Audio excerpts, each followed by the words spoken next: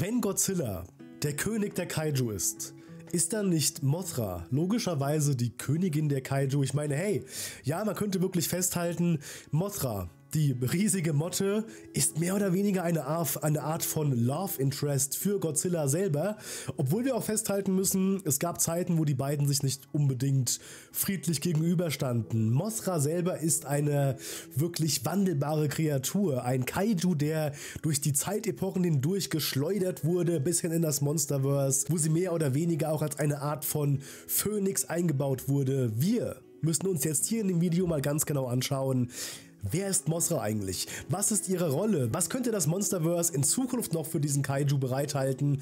Wo kommt die Inspiration von Mothra her? Und warum ist diese gewaltige Motte zum einen kein Schmetterling? Ich will nie wieder lesen Schmetterling, das ist eine Motte, deswegen der Name Mothra. Warum ist sie so unfassbar wichtig für jede Godzilla-Produktion, die wir jemals bekommen haben? Fangen wir also gleich an mit der Frage, wer ist Kaiju oder auch Titanis Mothra? Viel Spaß mit dem Video.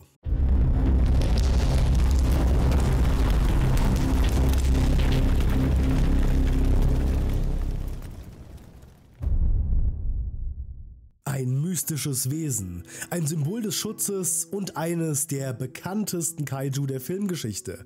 Aber wer genau ist Mothra wirklich? Was macht sie so besonders und warum ist sie bis heute ein zentraler Bestandteil von Kaiju-Geschichten? Ja, ihr Lieben, heute gehen wir tief in die Geschichte von Mothra hinein. Von ihrem ersten Auftritt in den Toho-Filmen bis hin zu ihrer Rolle im Monsterverse selbst. Und natürlich, wie immer in diesem Wer ist-Format, werfen wir einen Blick in die Zukunft. Was könnte Mothras Rolle in den kommenden Filmen werden? Lasst uns also tief eintauchen in die Mythologie dieser gewaltigen Erscheinung namens Mothra. Wir beginnen logischerweise mit ihrem ersten Auftritt, der Geburt der Legende. Mothra wurde im Jahr 1961 von den Toho Studios erschaffen und feierte ihr Debüt im Film, wer hätte es gedacht, Mothra, unter der Regie von Ishiro Honda. Der Film selbst erzählt die Geschichte eines gigantischen Mottenwesens, das aus ihrer Heimatinsel kommt, um ihre Priesterin, die sogenannten Shobi-Jin werden sie, glaube ich, ausgesprochen, zu retten. Diese winzigen, man könnte sagen Zwillingsfeen, wurden von skrupellosen Menschen entführt, um sie als Attraktion auszubeuten. Was diesen Film so besonders macht, ist seine Mischung aus Abenteuer, Fantasy und Monsterfilm-Elementen. Im Gegensatz zu anderen Kaiju, wie auch Godzilla, die Zerstörung und Chaos verkörpern, wird Mothra als das Sinnbild einer Beschützerin dargestellt, quasi eine Göttin, die ihre Handlungen von Moral und Gerechtigkeit leiten lässt. Die Musik von Mothras Zwillingsfeen, der ikonische Mothra-Song, wurde schnell zu einem Markenzeichen der Figur und ist bis heute ein Symbol für dieses Wesen. Mothra ist nicht einfach nur irgendein Kaiju, sie unterscheidet sich durch ihre Symbolik und ihre Rolle in den Filmen. Während viele andere Monster für Zerstörung stehen, repräsentiert Mothra Schutz, Natur und ebenfalls die Wiedergeburt, weshalb ich auch vorhin in der Einleitung auf die Phönix-Symbolik eingegangen bin.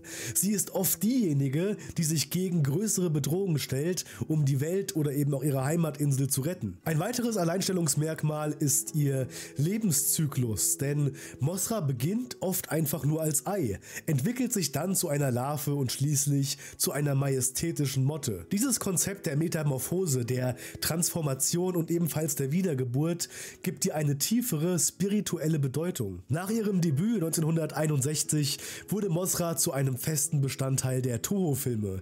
Hier habe ich mal eine kurze Übersicht über ihre wichtigsten Auftritte. 1964 haben wir den Film Mothra vs. Godzilla bekommen.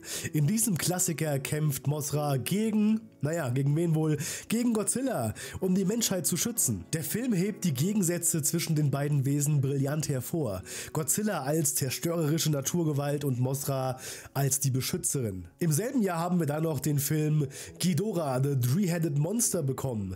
Mothra spielt auch hier eine zentrale Rolle, indem sie versucht, Godzilla und Rodan zu überzeugen, sich ihr im Kampf gegen King Ghidorah anzuschließen. Ebenfalls ein wirklich brillanter Film. 4 Jahre später, 1968, haben wir dann den Film Destroy All Monsters bekommen. In diesem Assemble-Movie arbeitet Mothra mit anderen Kaiju zusammen, um die Erde vor einer außerirdischen Bedrohung zu retten. 1992 kämpfte Mothra erneut gegen Godzilla. Dieser Film modernisiert Mothras Geschichte und führt Batra ein. Und ja, auch ihr habt mir schon geschrieben, dass ich mal ein Video über Batra machen sollte. Das wird auf jeden Fall noch kommen. Denn Batra ist eine, man könnte sagen, dunklere Version von Mothra, die ebenfalls aus der Natur geboren wurde, um die Erde zu schützen. Aber eben mit, destruktiveren Methoden. 1996 bis 1998 haben wir dann die Rebirth of Mothra Trilogie bekommen. Dieser Film fokussiert sich ausschließlich auf Mothra und ihre Nachfahren, darunter auch Mothra Leo. Die Filme zeigen eine verstärkte Verbindung zur Mythologie und auch zur Magie. Kleiner Sidefact hier noch am Rande: Mothra ist eines der wenigen Kaiju, die immer eine gewisse Sympathie und Unterstützung von Menschen erfahren hat. Ein Symbol für Harmonie zwischen Mensch und Natur. Und natürlich dürfen wir hierbei auch nicht vergessen, über Mothras Entwicklung spätestens im Monsterverse und ihre Neuinterpretation zu reden. Im Jahr 2009 war es soweit. Hier brachte Legendary Pictures Mothra ins Monsterverse. Eben für viele besten Monsterverse-Filme überhaupt, Godzilla King of the Monsters. Und ja, hier wird sie tatsächlich als die Königin der Monster bezeichnet.